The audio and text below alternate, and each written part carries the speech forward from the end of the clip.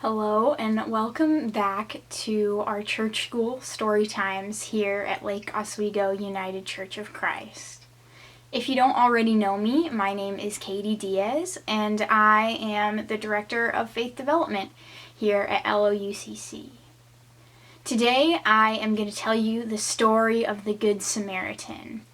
And something that I want you to remember during our story, this is our affirmation for this story, is that the whole world is a divine family. So listen for this story about the Good Samaritan.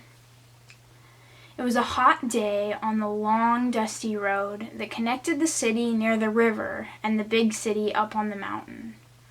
Travelers walked on the road. They rode on donkeys or horses or pulled carts up and down the road all day. Sometimes the travelers had money or valuable goods they carried, and sometimes robbers would wait by the road, looking for a chance to steal what they wanted. One unfortunate merchant who walked the road alone was attacked by robbers and badly hurt when he tried to fight them off. After they ran away with his money, the man lay in the dirt on the side of the road, too weak to get up and find help. And no one came down the road for quite some time. And the merchant wondered if he might die there, with no water and no way to get home. Eventually, someone did come along the road, but the injured man could not even call out for help.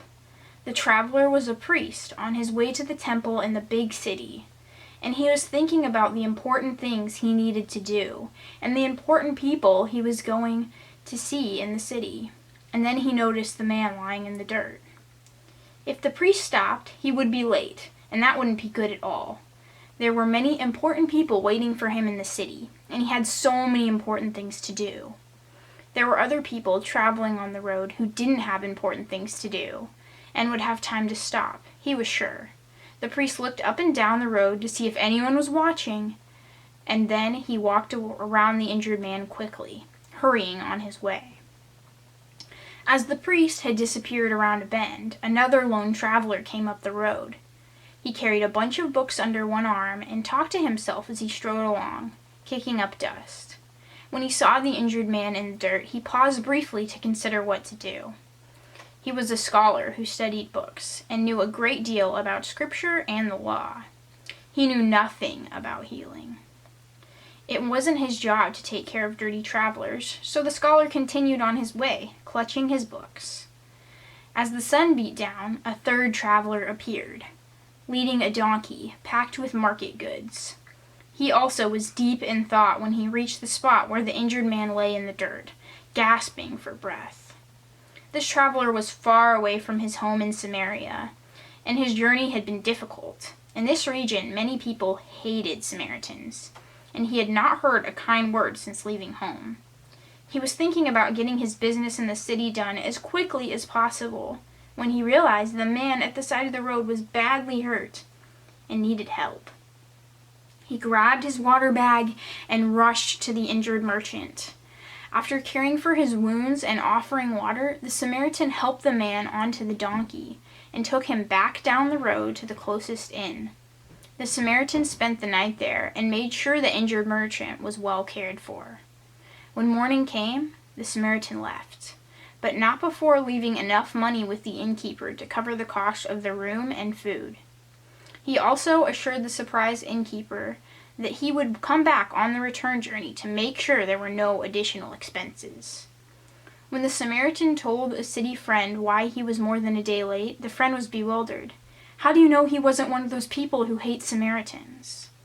The kind Samaritan answered with one question. Why does it matter who he was? I knew what he was. A brother in spirit, just like you. So this was our story about the Good Samaritan. And there's some questions that I want you to think about. Do you think the priest or the scholar felt any connection at all with the injured merchant? Do you think that it was surprising to the merchant that the Samaritan was so kind to him? And who in the story do you think was doing what Jesus asks us to do, to be kind and to share? Who do you think that was in our story? Those are some questions to think about after hearing this story. And again, I want you to remember that the whole world is home and that together we are all a divine family. Thank you so much for listening to this little story time with me. I hope you tune in a couple weeks because there will be another story to hear. Have a wonderful day.